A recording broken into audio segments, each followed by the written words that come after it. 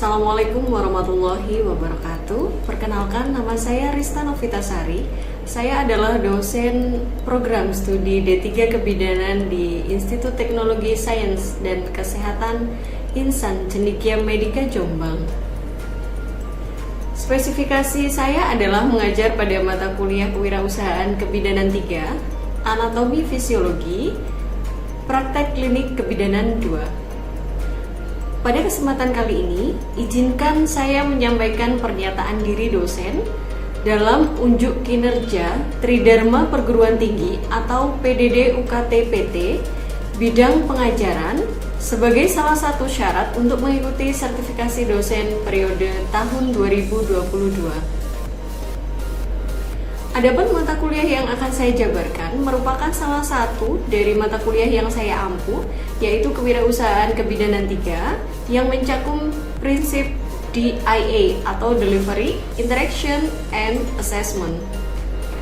Berikut adalah outline mata kuliah Kewirausahaan Kebidanan 3 yang meliputi deskripsi mata kuliah, capaian pembelajaran, sistem pembelajaran, bahan kajian, metode pembelajaran, sistem penilaian, rekaman video pembelajaran.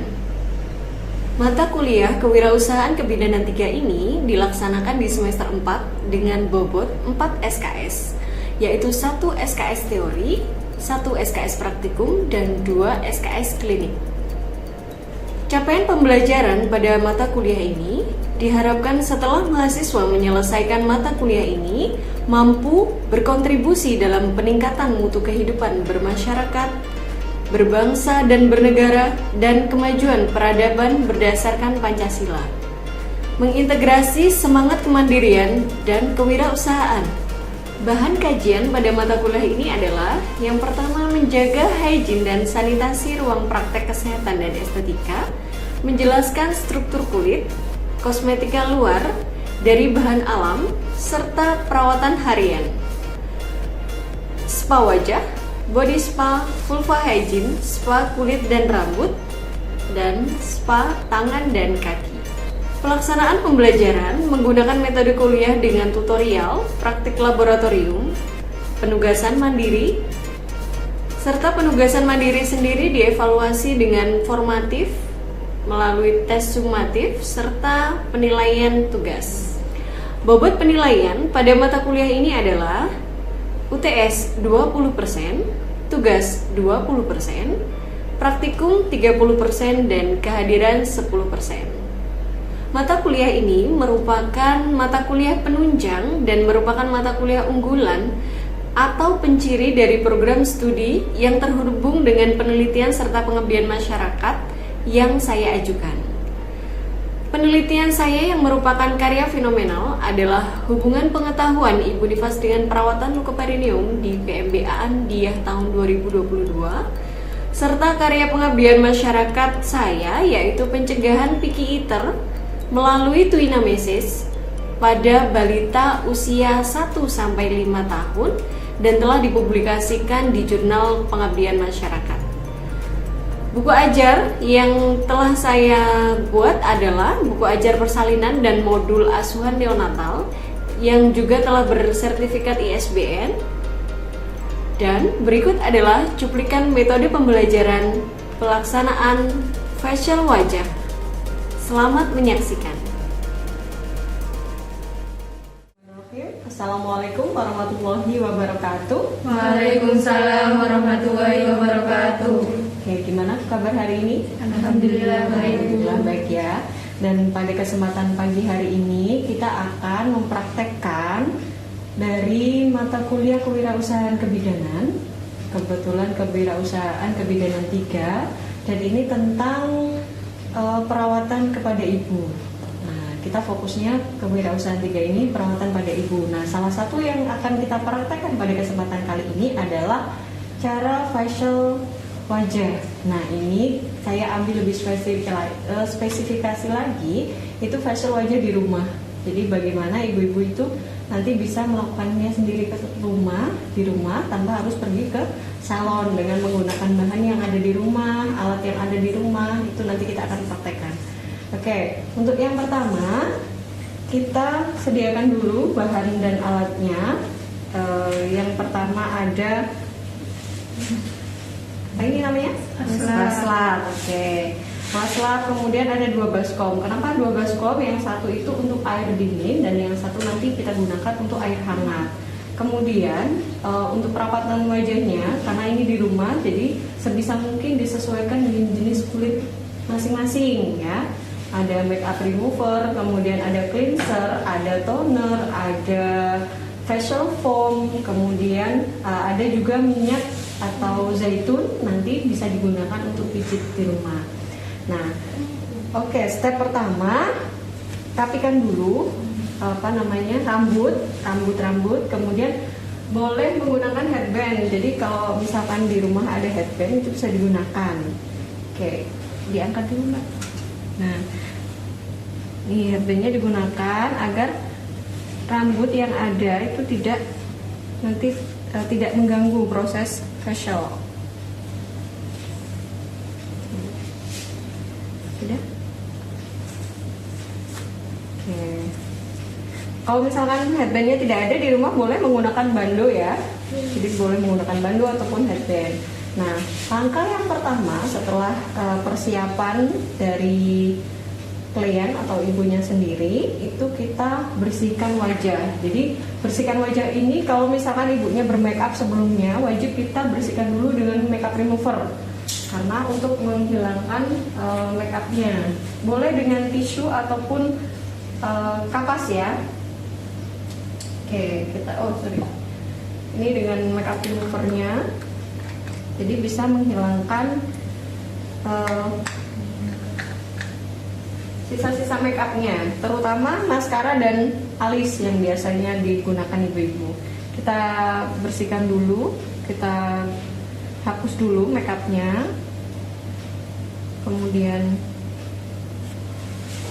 setelah dihapus, kemudian boleh juga dihapus lipstiknya. Jadi usahakan, karena kita perawatan wajah sebisa mungkin memang bersih dari makeup terlebih dahulu, sehingga apa yang sudah kita lakukan nanti, treatment yang kita lakukan bisa meresap sempurna ke wajah, gitu ya.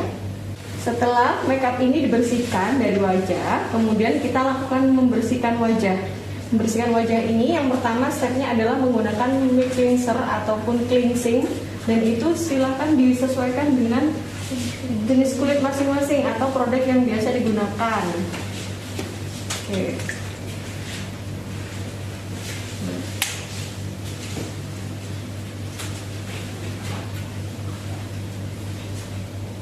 Nah, ini karena memang dia bentuknya cair ya. Ada yang jenisnya lotion, ada juga jenisnya yang cair. Kalau yang cair boleh menggunakan kapas. Kemudian kita lakukan dibersihkan. Nah, ini fungsinya selain juga menghapus make up atau menghapus sisa make up yang tadi setelah dibersihkan dengan makeup remover, ini juga berfungsi untuk menghilangkan kotoran, atau mungkin karena kita kan kadang setelah dari luar gitu ya, setelah beraktivitas itu banyak debu-debu yang nempel, itu dibersihkan dengan cleansing atau cleanser gitu ya. Kemudian setelah wajahnya bersih, kita gunakan cleanser, lanjut dengan toner.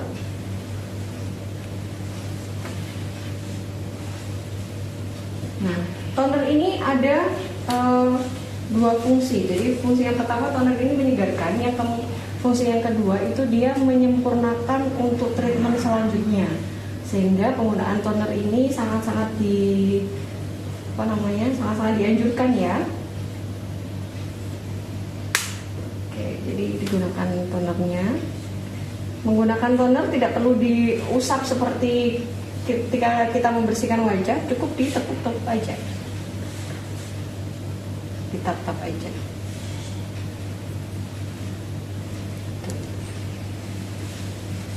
Nah, setelah toner, kita bisa gunakan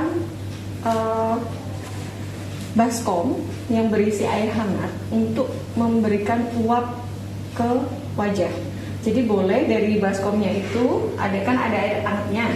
itu dideketin gini mukanya kita, kemudian dia, karena air hangat kan mengeluarkan uap ya, bukan air yang mendidih, dan itu dia masih mengeluarkan uap. Nah, itu yang akan digunakan untuk membuka pori-pori kita. Nah, selain cara tersebut, ada juga cara boleh menggunakan spons. Nah, spons ini sudah berisi air hangat. Ini kita sama seperti itu. Nah, tadi kita tap ini.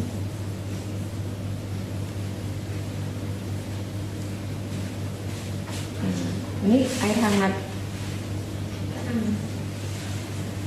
Air hangat dulu untuk beberapa saat. Oke. Setelah itu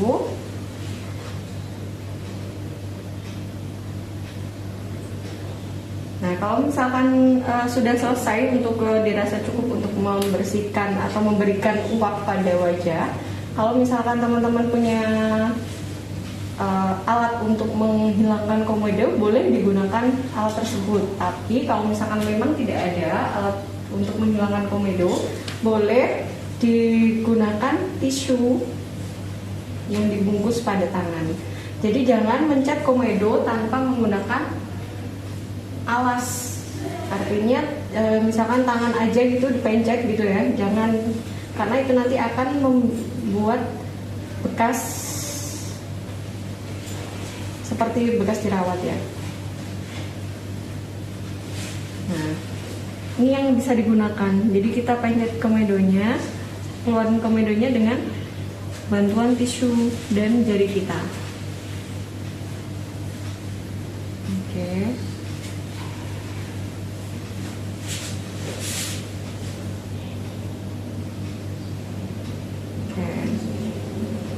Nah, setelah selesai dirasa cukup untuk mengeluarkan komedo. Biasanya komedo itu banyaknya adalah di area hidung, kemudian dahi. Ini karena kan setiap hari kita beraktivitas, kena debu, kena asap, kemudian ada juga pengaruh dari makanan. Misalkan banyak makan telur atau mungkin mie instan, itu sangat berpengaruh juga terhadap komedo atau pertumbuhan komedo di wajah kita. Nah, setelah membersihkan komedo selesai, langkah selanjutnya adalah kita baru menggunakan masker. Nah, masker ini bisa disesuaikan dengan kebutuhan wajah. Jadi misalkan saat ini wajahnya lagi kusem gitu ya, bisa menggunakan masker yang membuat wajah menjadi cerah atau mengandung niacinamide misalkan, yang fungsinya untuk mencerahkan wajah. Nah, ini kemudian kebetulan untuk kali ini saya menggunakannya dengan yang bubuk, sehingga dia harus beri air dulu, kemudian baru bisa diaplikasikan ke wajah. Ini cara mengapply masker yang dibutuhkan. Oke, yang pertama boleh dari dahi terlebih dahulu. Dan pada saat mengapply masker dengan puas, usahakan tarikannya itu ke atas ya. Kenapa? Karena akan mendorong otot-otot kita itu juga ikut terangkat di pipi. Nah, sehingga wajah jadi lebih kenceng.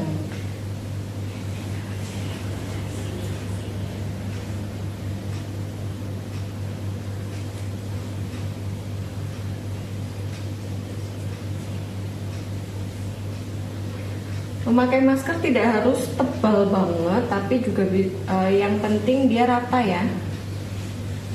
Kemudian kalau misalkan maskernya memang tidak boleh ada retakan, jadi upayakan ketika memakai masker juga tidak sampai ada retakan. Tapi ada memang beberapa jenis masker yang itu aman, jadi dia elastis bahannya, jadi misalkan kita ketawa atau mungkin ngomong itu nggak berpengaruh, tidak akan retak gitu. Oke, lama waktu menggunakan masker ini kurang lebih ada di 15-20 menit, atau bisa disesuaikan dengan jenis produknya. Kita tunggu dulu 15-20 menit sampai dia meresap ya. Setelah 15-20 menit sesuai dengan petunjuk produk maskernya, kita bersihkan masker yang tadi digunakan dengan air dingin.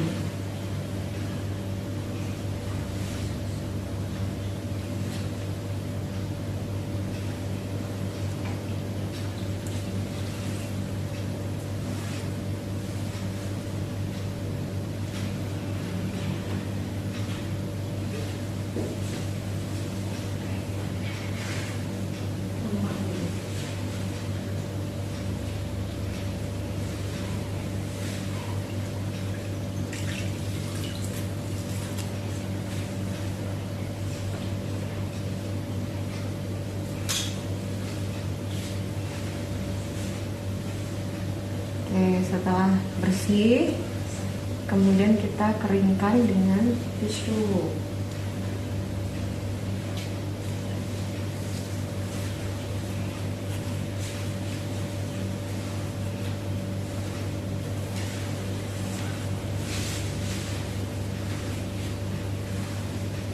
Nah, setelah kering, setelah ini baru bisa kita lakukan pemijatan pada wajah. Nah, ini bisa menggunakan minyak zaitun salah satunya. Itu kita gunakan untuk memijat wajah. Fungsinya adalah untuk memberikan relaksasi ke wajah. Nah, kan sudah banyak aktivitas ya selama sebelum libur, misalkan ada pekerjaan, ada rutinitas ibu rumah tangga, terutama mungkin ibu yang setelah melahirkan, itu kan pasti ada rasa kejenuhan. Nah, itu salah satunya bisa dihilangkan dengan pijat wajah ini.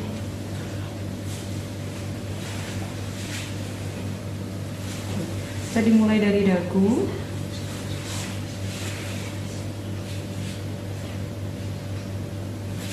Kemudian kita kencangkan otot pipinya.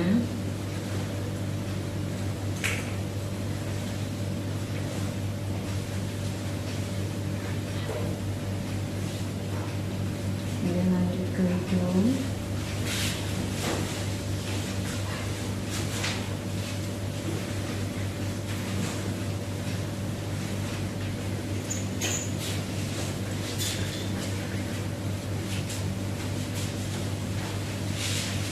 Ini yang memberikan efek relaksasi ke ibu pada saat melakukan facial. Ini juga bisa kita berikan pijatan lembut ya, ke arah atas, ke samping, kemudian ke samping atas.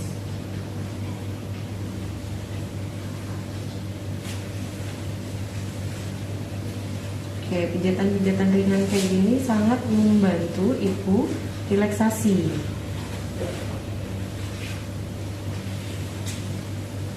Nah, boleh nggak kira-kira ini setelah dilakukan pijat kayak gini dihapus, boleh nggak?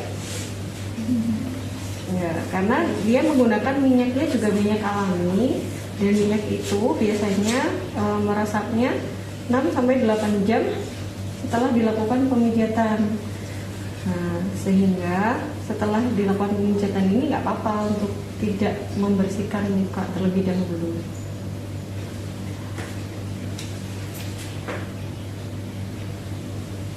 Oke. Nah, setelah selesai,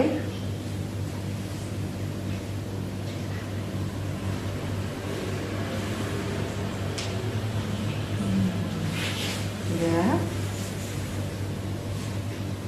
Setelah tadi mulai dari membersihkan wajah, eksfoliasi, kemudian menguapi wajah atau memberikan uap pada wajah, kemudian membersihkan komedo, selanjutnya adalah memakai masker, kemudian melembabkan dan pijat wajah. Atau ketika tidak memberikan pijat wajah pada ibu, kita bisa memberikan sunscreen pada ibu. Tujuannya kalau misalkan biasanya ibu setelah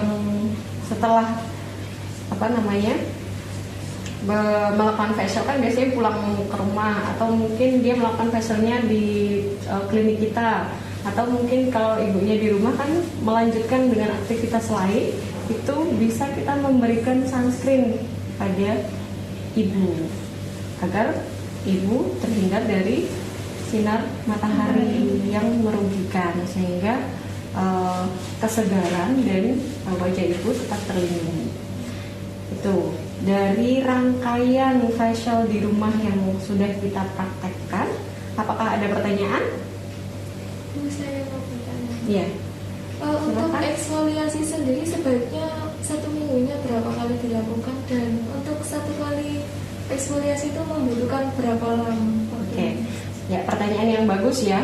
Berapa waktu untuk eksfoliasi dan berapa kali dalam 1 minggu itu eksfoliasi boleh dilakukan?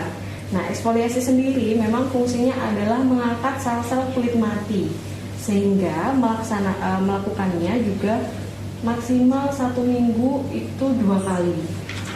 Jadi idealnya adalah 1 minggu 1 kali, tetapi ketika kebutuhan atau mungkin rutinitas kita sedang padat dan itu banyak di jalan raya, mungkin terkena polusi, asap, itu boleh dilakukan maksimal 1 minggu itu 2 kali. Nah, berapa lama? Biasanya dilakukan sekitar kurang lebih 15 menit untuk melakukan eksfoliasi kalau memang kita menggunakan eksfoliator dari chemical. Jadi eksfoliator itu ada 2, ada yang chemical, ada yang alami.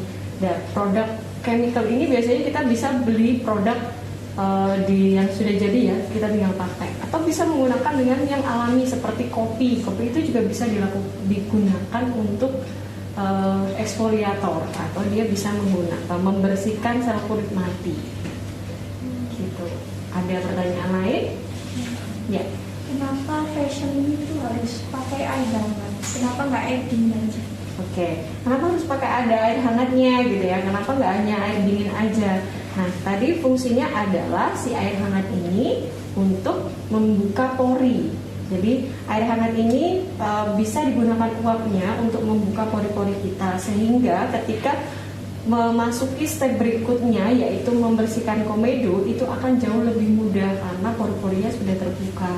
Kemudian menerima fungsi dari masker wajah yang sudah kita pilih itu bisa lebih optimal. Oke, begitu. Mungkin ada yang lain? Saya. Ya. Apakah treatment ini diperbolehkan untuk ibu hamil maupun ibu nifas? Oke, apakah boleh treatment ini dilakukan pada ibu hamil dan ibu nifas? Mungkin ada teman-teman yang bisa menjawab atau kan memberi idenya? Boleh nggak dilakukan pada ibu hamil dan ibu nifas? Boleh. Ya, benar sekali, jawabannya adalah boleh. Jadi treatment ini boleh dilakukan pada ibu hamil, ibu nifas maupun misalkan ibu menyusui, ibu punya balita, boleh, asalkan bahan yang digunakan bahan alami. Gitu. Jadi bahannya yang digunakan adalah benar-benar kita pastikan bahan yang alami dan tidak mengganggu kehamilan. Jadinya bahan atau produk yang digunakan itu benar-benar aman dan alami. Itu bahan-bahannya. Ada yang lain mungkin? Sudah? Kira-kira jelas untuk pertemuan hari ini? Sudah. Oke.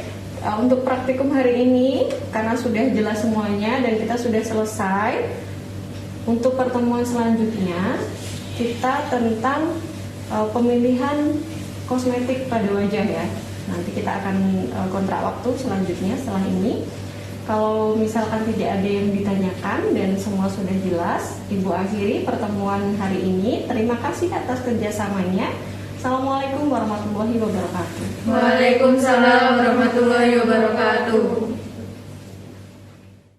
Demikian tadi cuplikan video pembelajaran saya. Terima kasih dan salam sukses. Saya Rista Novitasari. Assalamualaikum warahmatullahi wabarakatuh.